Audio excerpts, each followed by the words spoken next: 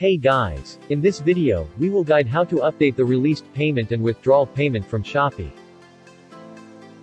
Go to Shopee Seller Center. My Income.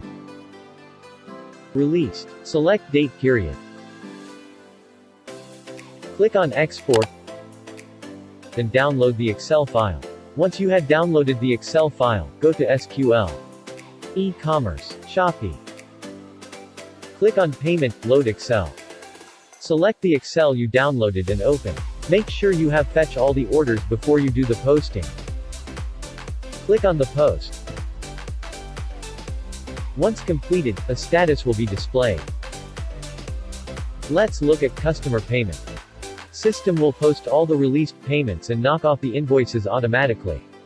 Next, when you withdraw payment from Shopee, you can record in SQL system how much payment you withdraw. Go to GL, Cash Book Entry, New OR. Insert the description. Select the bank account that you receive the withdrawal payment. Choose the GL code. Shopee Bank. Key in your withdrawal amount. And save. That's simple to post all the released payment and withdrawal from Shopee into SQL. That's all of this video. Thank you.